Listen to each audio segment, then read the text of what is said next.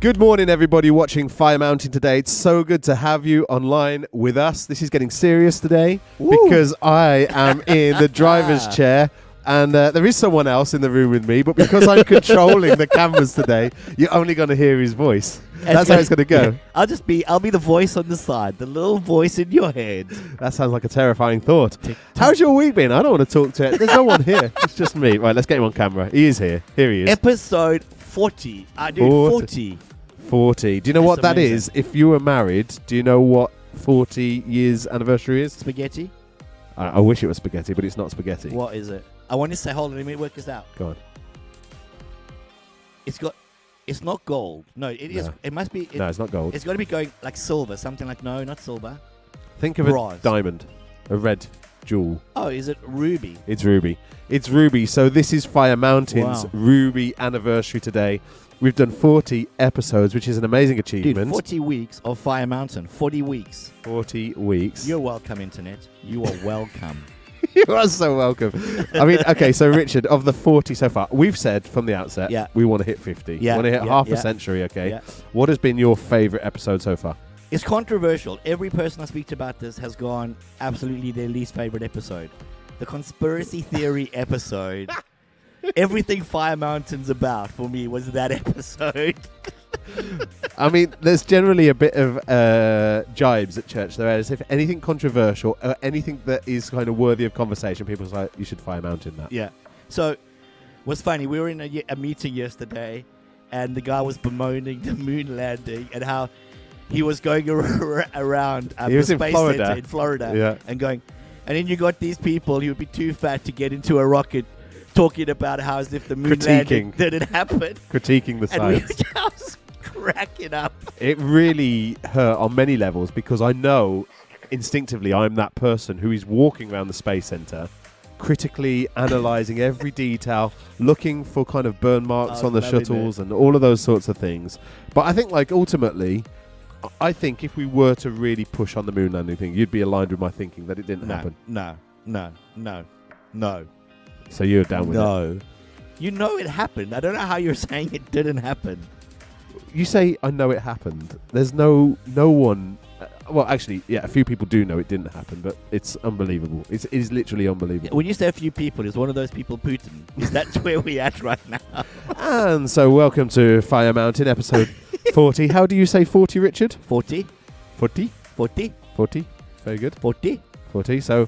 we are episode 40 today, and today we thought, obviously, shorter episodes now, we thought we'd talk about the issue of prayer, right? Amazing. So we're going to be talking about that today, but is there anything in the news happening in the moment in the world that you think is worthy of a quick reflection or observation? I think a quick nod to the chaos of the Tory party right now in the conference. It's not good, is it? And all I want to say on that is I feel weird going from 10 days of celebrating a great monarch who created a level of stability across the country for 50 plus years to the very next thing on the news, an entire party imploding from chaos and U-turning and going back on what's been said. I was just like, it's surreal. The crazy thing is Labour has never looked like such a good option. Yeah. And that shows how bad. That shows how bad the Conservative proposition is right now, isn't it? Because Labour was nowhere. And it shows you how fickle it is, how quick things can shift and change in politics. So right now, what? I think Labour's ahead 22... I think it's 25. 25 points in the poll. Yeah. That's crazy, a crazy amount. Will be the most... if they had to go today and those happen, it would nearly be as popular as Labour was when Tony Blair was running it. Wow, that's pretty crazy. So actually, last week you made a confession that you would vote Labour in the general election. Do you stand by that? Yeah, now more than ever. And last week you said you wouldn't, but now... still no. Come on. Still no. Come on. I would honestly have Johnson back. Starmer or Truss? Starmer or Truss? Neither. I'll tell you why. You can't go neither, though. Can I tell you? I mean, Truss, yes. I've got to back my horse, haven't I? That was the one that I was pushing a few weeks ago, so I can't be fickle. But my issue with Starmer, the biggest complaint I have with Starmer, is that most of his campaigning is to do with riding down the opposition rather than championing about his policy, what he would do. And I feel like that is a weak option. If your strongest game plan is rather than what can we do that's good, how can we just destroy what they're trying to do now? And I hate that kind of, probably because I'm in leadership, I hate that kind of mentality. Have you ever thought this, though? Have you ever looked at a picture of Starmer and thought this could actually be you in about 4 years? You and Starmer look very similar. Me? Yeah. You and Starmer look very similar. I was trying to give you like a morning off today. All I'm saying is if you put them side by side, you would be horrified at where you're at. Horrified. I've literally never felt so sick. If there's only one thing for it. So, Pre. Oh, I missed the moustache. You got to bring it back, man. I missed the goose. Yeah, that's the only thing that's missing from me on that body, isn't it? Just the moustache. Yeah, Other than that. yeah, it's just the moustache missing you from the body. That's cool. So anyways, there has been lots going on in the news. We've got this Crazy. all kind of chaos politically, the U-turns on tax cuts and all these sort of stuff. So, I have a quick question before we move on to Let's Brett. hear it. The war happening now. Yeah. Obviously, Russia went on a massive offensive. We're going to get in 300,000 people coming in. Yeah. And it feels like Ukraine's gone, yeah, no, you're still going to lose. Like, I don't understand what's happening with the... Because all of a sudden in the news, it's like they're bombing, pushing back, pushing back. Do you think eventually Putin's just going to go...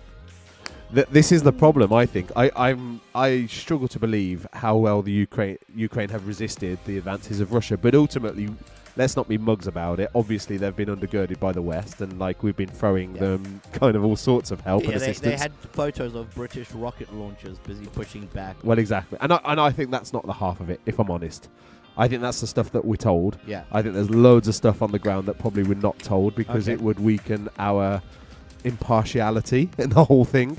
But I think it's unbelievable to think that Ukraine could withstand such pressure from Russia. But I think where it all leads to is a very concerning possibility that Putin, if he's insecure in his leadership, could just go, right, sack this ain't working, where's that button, get me that button now. And you know, you've read the press, you know, like that they could reach London in theory with some nuclear options. Crazy. So as we saw in that American advert, I think we showed it, didn't we? The American advert, which is just like go indoors. Yeah. Did we show that advert? I think we did. I hope we did, because that's worthy of being aired. Yeah. But, Like when it goes like in the event of a nuclear, drop that and roll. Like, that's going to make any difference if I'm under a table. Yeah. It's so true. I mean, it was so ridiculous. It was like literally like a World War II kind of video. This only works if the bomb only affects 30 foot of its like radius. But if a nuclear bomb gets dropped on us, like it don't matter how good my front door is, it don't matter how double glazed my house is, like, you know, all it. I don't know why they're saying get into your house. It does nothing. So. I don't know. Maybe it's better to die indoors. I don't know what they're doing. So, prayer. Right, I need to stop this music. Do I just hit pause? Wait, first of all, actually, by the way, how are you enjoying being in the dom seat? Amazing. You got no responsibility here. You haven't put me on the camera. Oh, yeah. No responsibility here whatsoever. Just sitting back. I can even see what's happening on the camera. It's a magic. It's pretty cool. I mean, like, out of interest, on a journey, Charmaine's driving. How are you as a passenger? It depends where we're going to, Charmaine. So on long trips, well, I say long trips, like if we went from like where we live to Castle Point, Charmaine will normally fall asleep if she's in the passenger seat. Okay. Which lowers my confidence if we're going on a longer trip with her driving. I think, are you going to stay awake all the way there? Yeah. But other than that, she's actually quite good at driving. I wouldn't say that out loud to her. So who's better, you or her? In terms of respecting the rules of the road, 100% her. In terms of actually getting us there in a decent time, 100%. Okay, let me ask you this question then. If you knew that today the car might be in a compromising position on the motorway and there could be a potential crash, who would you prefer to be driving, you or her? Me. Misogynist. Well, why you? Because I'll know what to do in that situation and be able to not die. So generally then, I'm going to do what you do. Do you think that men are better drivers than women? It depends. Yeah. I'm gonna give an answer that you would. 100% I think that. And I don't care if anybody on the internet disagrees. So men are generally better drivers? I think this is my general rule. Here we go. I think men are more aggressive drivers than women. But I actually think that if everybody was more aggressive, driving would be better. Okay. Like, I think people's tentativeness when they drive causes more issues than if they were all just going, I have the right of way, so that's what I'm doing, and you don't, so you need to wait. But I think what you see is, oh no, come in, and all of a sudden people think it's their right, where I'm all like... So nicer etiquette, basically. Yeah, if I had enough money and you thought you had the right to come in, I'm going to show you don't by driving into your car. Well, I know that typically you just pose the questions and you offer some insights as well. But can I tell, I can't help be in this position and not give my thoughts on the matter. I just can't help myself, right? No, you don't get to. You get to only push buttons today. Like a monkey. Yeah. Thanks for making pretty lights on them as well. Like a monkey in a cage. I'm a monkey. So this is my thought, right? And I know this could alienate. I'd like to know what you think. Okay. So I think that generally men are better at dealing with stressful situations than women. Really? Right? Yeah, I do. Why would you say that? I don't know. I just think that I think men typically have less of an emotional response, which means that women are typically better at other things, different responses, but men generally are more pragmatic than women. Okay. So I would say that 95% of driving, women are better because it's a emotions don't come into it. It's about kindness. It's about etiquette. It's about calmness. It's about obedience to the law. All the time. Well, that's true, actually. I say, if you've been in the car with my father-in-law, you'll see that emotions do come into driving as he's cussing out the tractor drivers around Cornwall and Devon. What the typical things that comes out of his mouth on a journey is like, you've got all that field. I don't drive in your field. Don't drive on my road, basically, is what he says to tractor drivers. But if you were going to pitch Phil Coleman, yeah. So for those of you who don't know, Phil used to be teaching pastor at Sunny Hill Church. Yeah, I've got a picture as it goes. Here we go. There we go. Phil Coleman. In Cornwall. That's Phil Coleman in Cornwall. Phil Coleman or any other person alive driving, who would you choose? Any other person. I actually think Phil Coleman's a brilliant driver. Get out. I think he's one of the best. He is so chill. He is so laid back. Even his seat can't recline enough for his driving posture. He is such a chill driver. Dude, I once drove behind Phil. I'm not joking. I thought it was an old lady from church.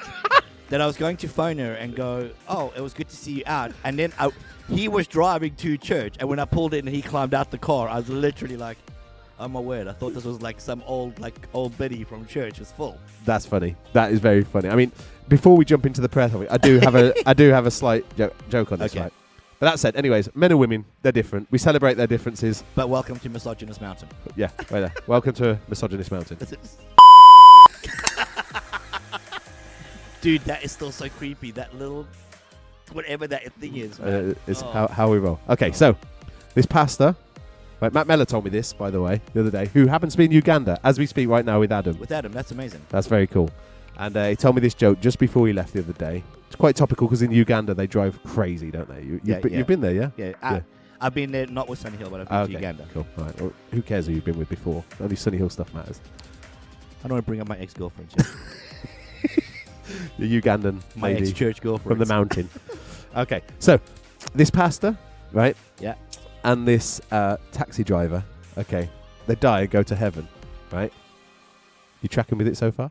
It's very easy to track with it. Cool. I have to kind of concentrate, do the buttons, and pace myself with the jokes. I see your head twirling. I feel like I'm going to have to lie down in a dark room after this episode. Wait, where's that mind a joke? You've been doing this for 40 episodes, mate, and you used to do it for like 2 hours at a time. I don't know how you remained sane. Anyways, they die, go to heaven. Taxi driver, pastor, right?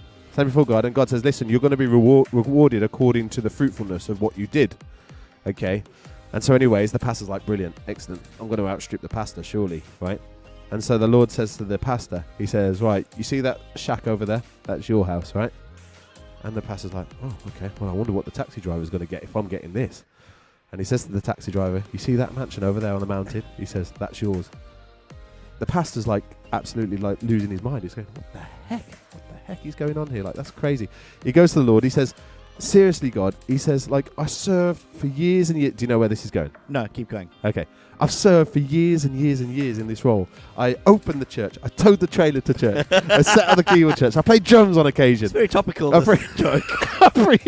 preached them quite often, right? And did all the other stuff that no one else sees, right? And yet, like, and the Lord's, and he says, the taxi driver, all he did was he just, like, did that mundane job of driving people from A to B. And God says, yeah. But he says, every time you preached, the people slept. He says, but every time he drove, the people prayed. What do you reckon? It's too gentle. It's funny, and I probably find it coming from Matt because it's the kind of thing that I'd go.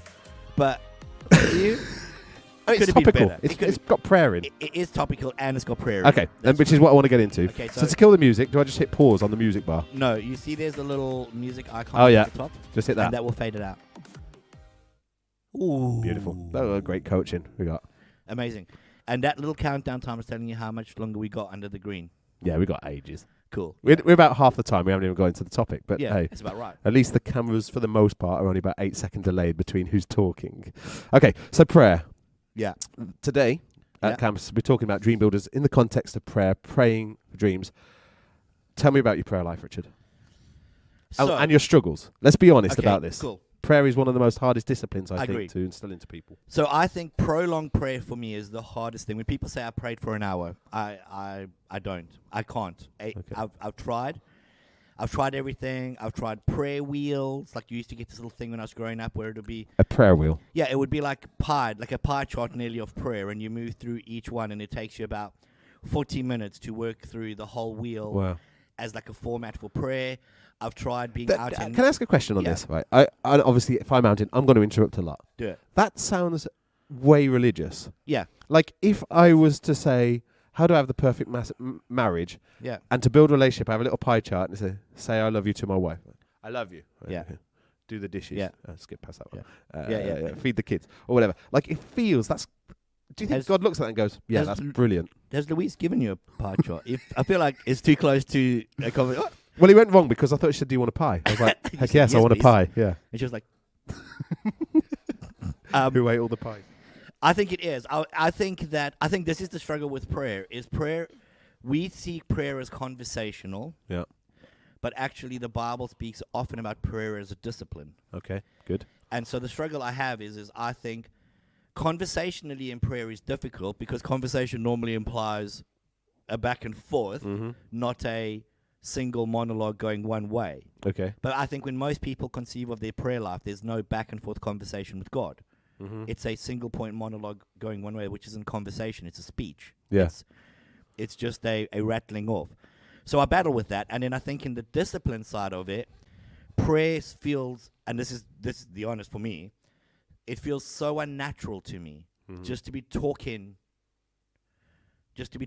into the space. So I actually find it easier to pray in community than I do on my own. Yeah. And a lot of people I meet would say the opposite is true. Yes. I find it weirder to pray by myself because I feel like, am I crazy right now? So do you think that's personality dependent? It could well be. It could well be. And then there will be glimpses where, and I say glimpses if it's really limited. It's not. It's quite where I see God moving, I see God speaking, I can hear like God, a sense of what God's doing, and I know that it's through the prayer that these things have been unlocked. Yeah. But it still doesn't take away the weirdness. And you know, when we used to do the when we did 24/7 prayer, and you'd book that hour slot, I'd probably spend at least half of that time going.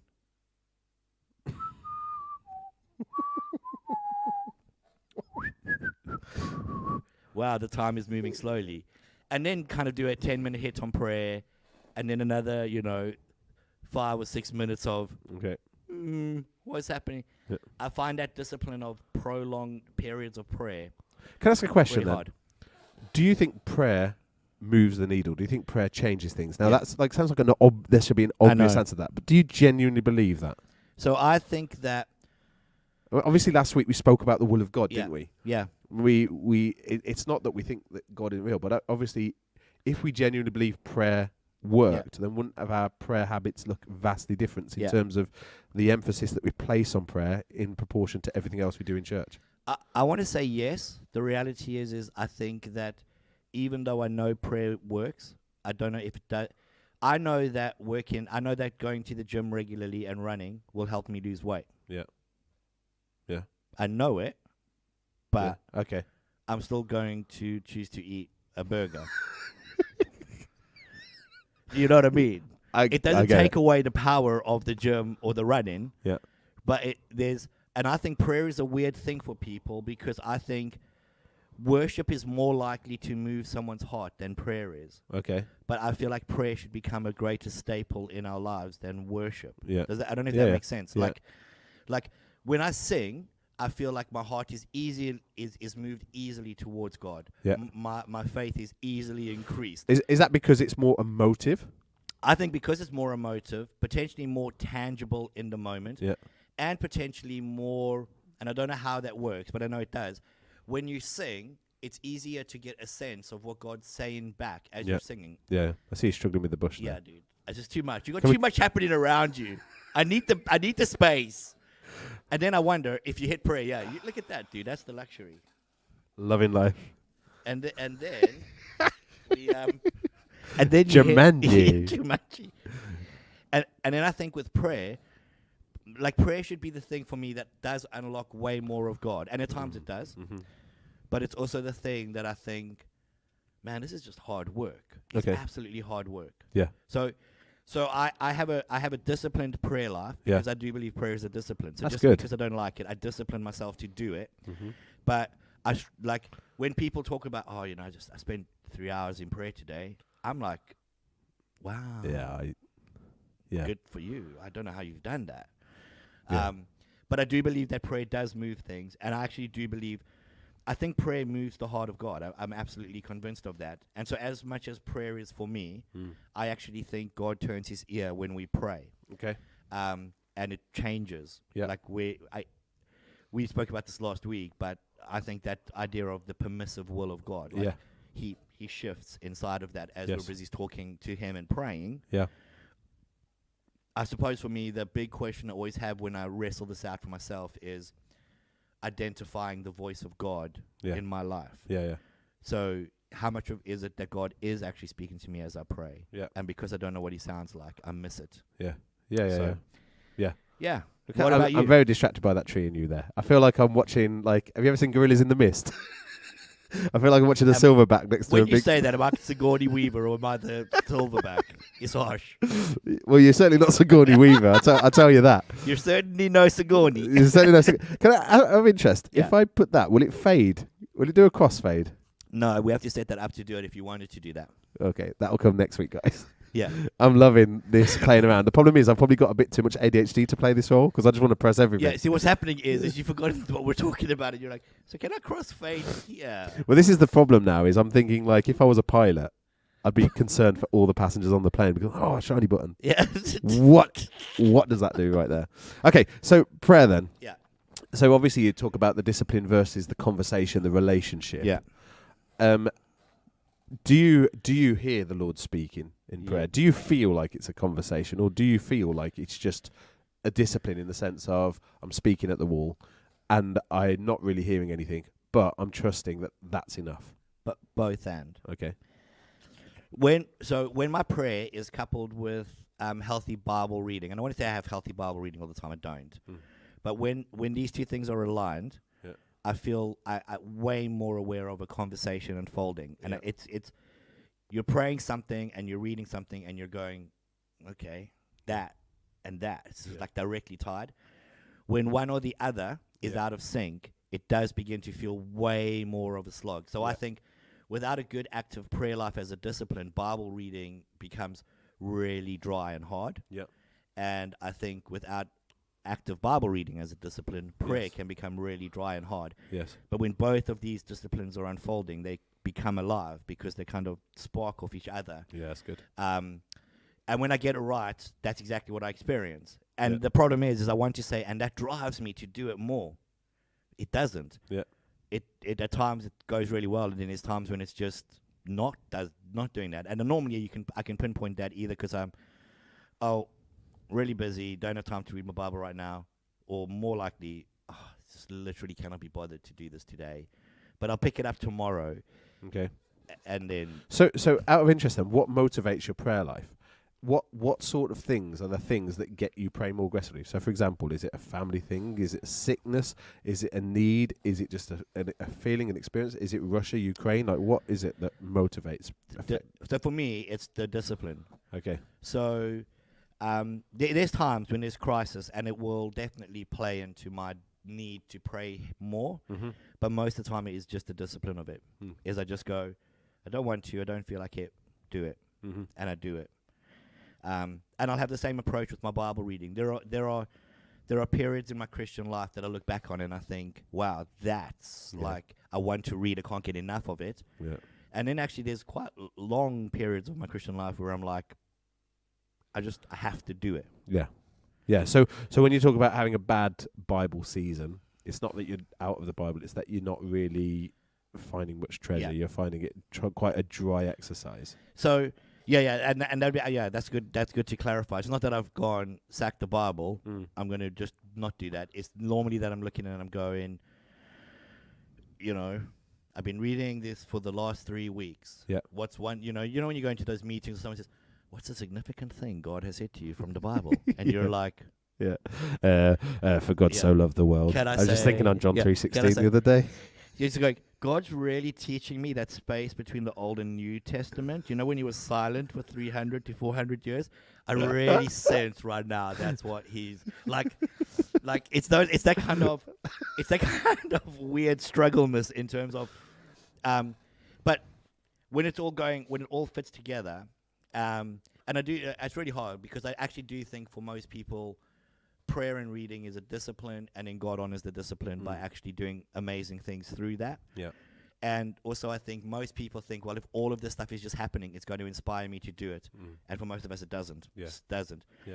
Ironically, I actually think probably worship flips that around and works in a different way. Yeah. I actually think good worship inspires us to worship. Yeah. And worship as a discipline, like, is just that, and it doesn't do anything. So I think it's easier to connect for me during worship, stuff like that. But so obviously at the moment we're at church, we're talking about dream builders, and we're talking about vision not being enough, that you get vision, but then you have to do something. Yeah. And in the context of dream builders, we're trying to do the macro and the micro. We're trying to help people understand there's a dream for the church. There's a dream for like our corporate future, but there's also should be a dream for your future as a family, for your future as an individual, for your future as a couple. Yeah. What role does prayer play in the unfolding of that dream and the moving towards the preferred destination? So obviously you're the one preaching it, so you should probably answer it. But hey, here we are at the side of the table. All the tables have turned. Maybe this is where the this is where it all turns around. This is where it all turns around. Right. Yeah. So I think two things. I think the one thing is, in dream builders, what you miss if you don't get it is the best place to locate the dream for your life and your family is to locate it inside of the dream for the church. Yeah. This isn't a quality thing, like the dream for the church is better than the dream for your family. Yeah. But actually, it's there's a really fancy business word that I can't think of now. Starts with an S. Synergy. Boom. Synergy. Come on. I read that book. Well done. I read that book.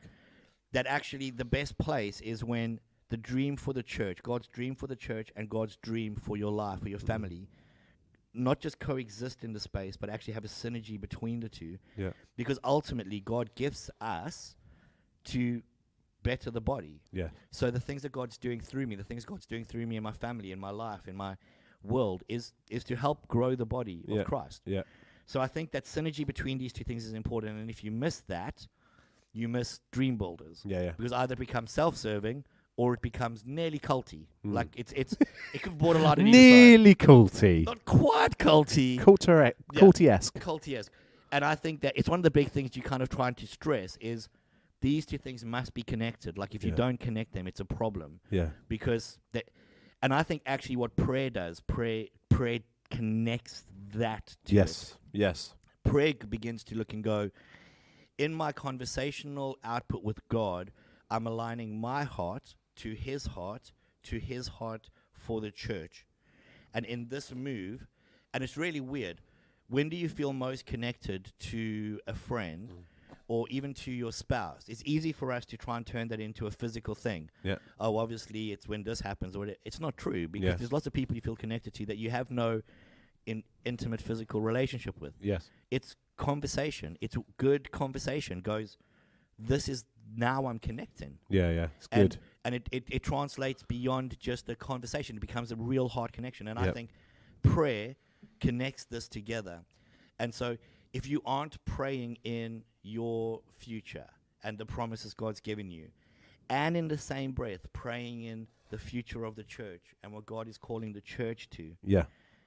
like you have to. And in that move, these two So things true. come together. Yeah. And all of a sudden, what happens in your prayer life is prayer becomes the very thing that makes you go, all of me will find ultimate fulfillment within the space. Yes. Yeah. And that's the biggest thing. Like, I don't think God is, like, it's communal. Like, God is communal. God is all about the community of believers. And that's what you see through the scripture. And so it all drives to that. Yes. Like, God isn't sitting around going, well, as long as you achieve the vision for your family, that's all cool. He's going, no. All of that is for this. Yeah. And actually all of this is for that. Yeah. And they both have to coexist. And I like that. I like that the fullness of me getting the most out of life is me getting the most out of the church, and the fullness of the church getting the most out of what is called so good, because we're getting the most out of my life. I love that. And I actually think prayer is the thing that connects the two together in us, because it's that conversation with God where our hearts are aligned. Definitely. I think that's so eloquent, and we are coming to the end of time. Great thoughts there. But I do love this idea that, like, there's no version of the future, your preferred future, like the best that is ahead of you, that doesn't center really on the fellowship of the church, that doesn't exist outside of that.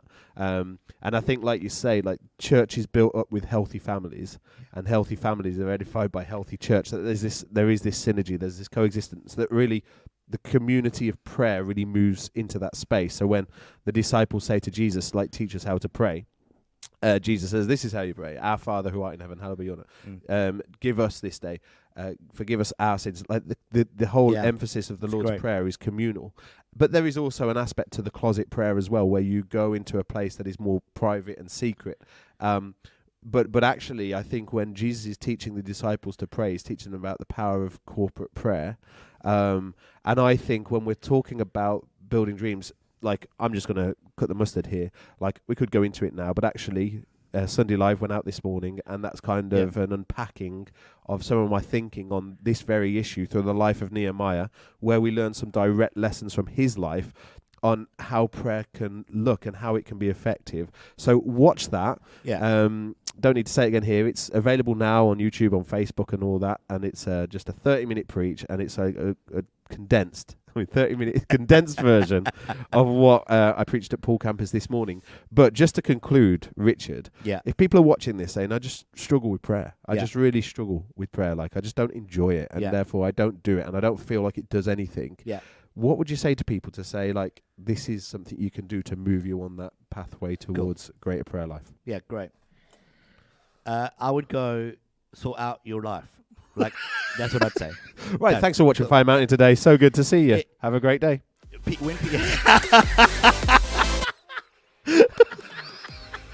Yes.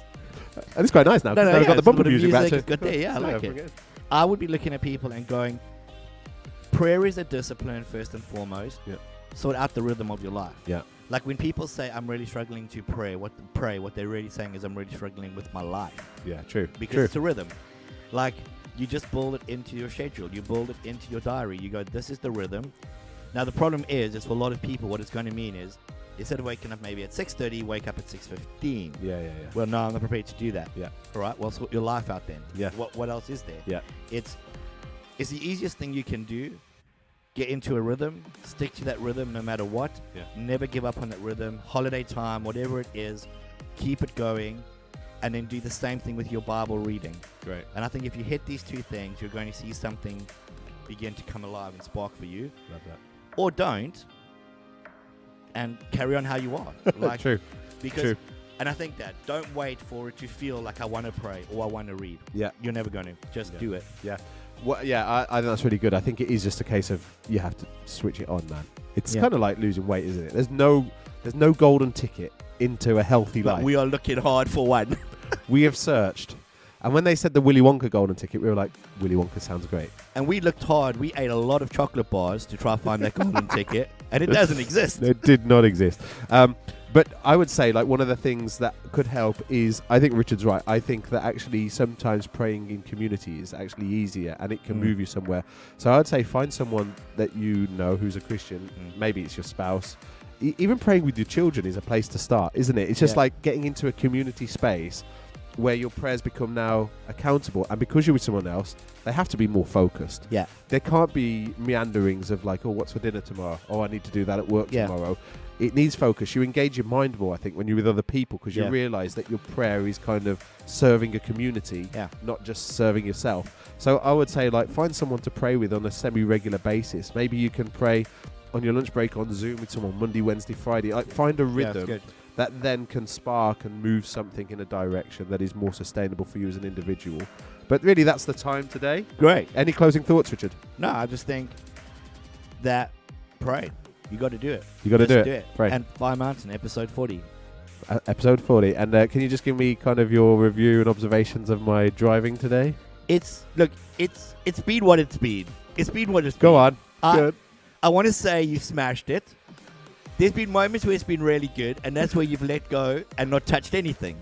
And in the minute your hands came near, it all just went another way. You know what? When I saw you this morning, when I got here, I nearly missed myself. When I got here this morning, you said, well, you're going to drive today, aren't you? Do you know what I thought? There we go, Zeke, look. Look how high it is, Zeke. This is what's happening right now. You're Zeke. You're Zeke. I'm you. And this is Fire Mountain today. You ready, Zeke? This is Fire Mountain, all right. It's going to drop. Actually, you're Zeke, and I'm the guy who's there busy waving, going, I literally cannot give one. Those are my eyes. Right now. Give me a smile, Zeke. Every time the camera's on you, You're Richard, this is what my eyes are doing. What is happening? Oh, my precious I'll move boy. my hand out. You ready? I don't know why you Ready, took your Zeke? hand off him. Well, because I realised I don't think it's going to fall out at this point. Yeah, but he's absolutely bricking it. Anyways, that was the essence of my time today. But Richard, pray for us. Cool. And we hope you have a fantastic week. As we say, tune into Sunday Live that went out this morning at 10:30. Yes. And we're going to be unpacking that prayer, and there's some worship on there as well, and some other cool stuff. So go and check it out. God, we just thank you that prayer is something that does move your heart. It's not just a futile exercise for us to do. It's not just something that we just need to get done, but that the more we engage in the discipline of prayer, the discipline of reading, the more you speak to us, and the more our hearts are moved, so the more your heart is moved. And I really pray, God, as a series of dream builders is unfolding across the church, that people would really be able to locate the dream you have for them, the dream you have for their life, the dream you have for their family, the dream you have for their friendship, the dream you have for their work and what they do, God. They would be able to locate all of that inside the dream you have for the church.